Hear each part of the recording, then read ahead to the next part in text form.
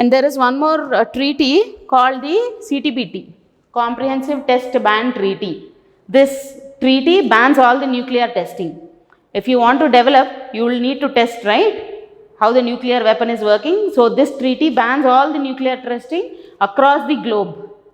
Okay, this treaty is designed in such a way that it will not give permissions for any country to test nuclear weapons. Okay, it is a multilateral treaty to ban nuclear weapons, test explosions and any other nuclear explosions, but for both civilian and military purposes in all environments. This is a treaty which hasn't come into force yet. So what this treaty entails is mentioned here, but did the countries agree or not, we will look into it. This is just a treaty which has these components. Okay, NPT has already come into force, but CTBT hasn't come into force yet.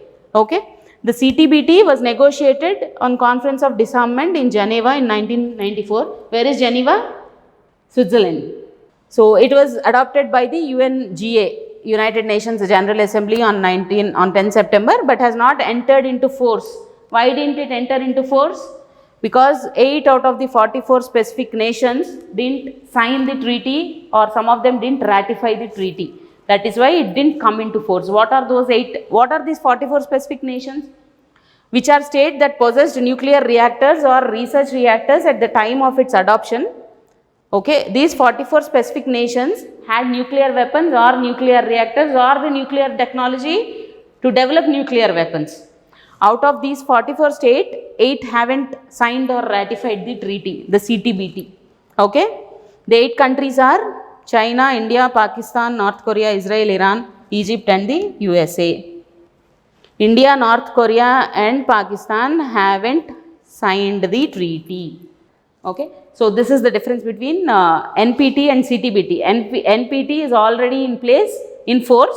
CTBT is not in force because 8 countries need to sign. There are certain guidelines mentioned in the treaties as to what will happen, what will take place, or when will this policy come into force, what are the conditions for the policies to come into force. So according to the guidelines mentioned in the treaty, all the 44 nations which have nuclear capabilities, or not weapons but capability to develop nuclear weapons, they might have nuclear reactors for generating power. So since they have the technology, they can always develop a nuclear weapon, right? So 44 specific nations have the capabilities, and out of them 8 haven't signed. So this hasn't come into force yet, the CTBT. Under the CTBT terms and conditions, an organization called the Comprehensive Nuclear Test Ban Treaty Organization has been set up in Vienna. Now I need to ask you where Vienna is, which country's capital is Vienna. These are all basics that you need to know. So buckle up and learn at least the capitals of major countries. Vienna is the capital of Austria in Europe, a country in Europe. Okay, Austria. So this is headquartered. I told you, all of the major world organizations are majorly located in Europe. Okay, the United Nations is headquartered in Europe. The CTBTO is headquartered in Europe. Some are headquartered in Prague. Okay, so major world organizations, most of them are headquartered in Europe. So learn where you will need to understand the geographical locations also, that you will get to know in world geography. So the geographical locations are also very important. Okay. So Vienna is the capital of Austria. Okay. So CTBTO, what does CTBTO do? Treaty, so that it can enter into force, it will communicate with the countries which haven't even signed or ratified. It will convince the countries to sign or ratify the agreement so that it comes into force. That is one aspect of what CTBTO does. Okay. And the second aspect is it will create a verification regime. What will it do? It will monitor the nuclear testing incidents that are happening across the globe. Okay. Russia recently tested a nuclear weapon near the Ukraine borders. Okay. How will CTBTO find out on whether a nuclear testing is done?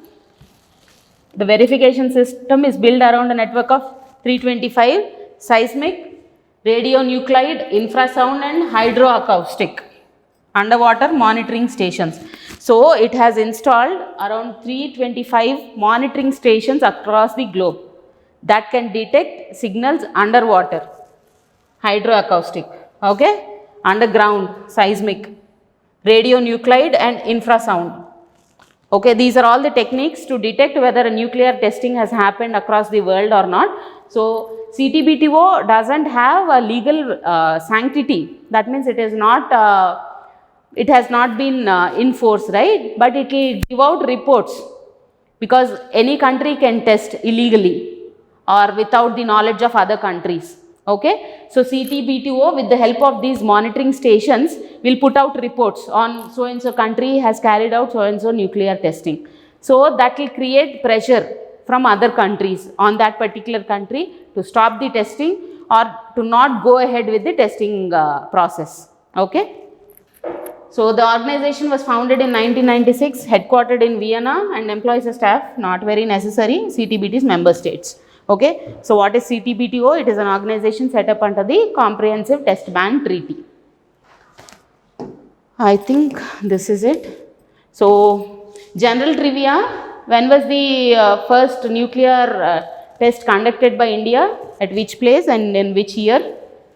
You need to know about the India's nuclear program also, right? So that was the first test conducted by India. So the first nuclear test in India was conducted in Pokhran in 1974, which created huge ripples internationally, because nobody thought India was capable of conducting nuclear tests, and we were not detectable by radars, the satellites and everything. It was conducted very secretly. Only after the testing was done, the world got to know that India had nuclear capabilities. It was a very secret mission to stop China, because China had nuclear capabilities. So as I told you earlier, in order to stop the enemies at the borders, we need to show us the strength. Okay. We need to show our strength on what we are capable of. That is why India conducted this nuclear test in Pokhran, which was successful. And I think India conducted its second test in after 25 years, 1998 or so, second test. Pakistan also has nuclear capabilities, but last year Pakistan was unable to increase its nuclear stockpile because of the economic condition in Pakistan. It is on the verge of bankruptcy, right? So we'll deal with it whenever we come across those news articles. But this is a vague idea about the nuclear scenario in the world. All the nuclear capable countries, like the major superpowers like the US, the Russia, China, are all nuclear ready. They are at the click of a button, they are ready to go to a full-blown nuclear war. So analysts are suggesting to cut down on the nuclear weapons. And I forgot on the most important topic. Why did India not join the NPT or the CTBT? Right? We have seen that India hasn't signed the NPT and not signed the CTBT. It hasn't even signed, let alone ratify. It hasn't signed the NPT and the CTBT. India is amongst the very less number of countries which haven't signed nor ratified both these treaties, because India is putting up a point that these treaties are being put forth by the Second World War winning countries which already had nuclear capabilities, right? All the major powers already had nuclear capabilities, and they have put into place these policies so that other countries don't possess nuclear weapons.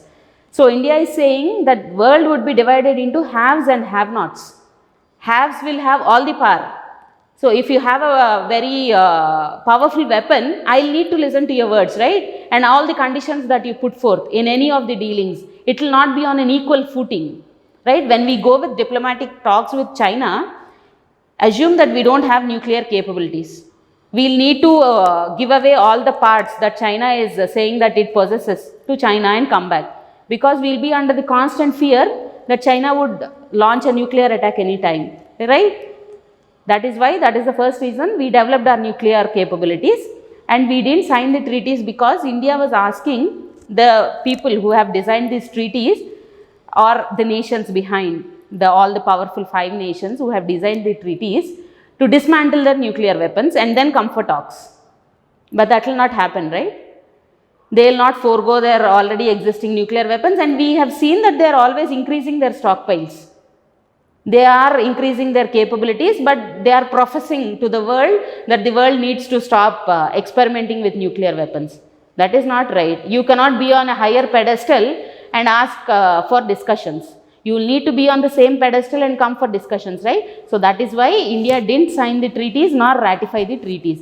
The only requirement from India is all the nuclear possessing states should dismantle their weapons as a sign of example. So it is asking those countries to show or to lead the path by setting an example and destroying the nuclear weapons. But no powerful country is willing to do so, be it USA, be it Russia, be it China. What is the other country? France.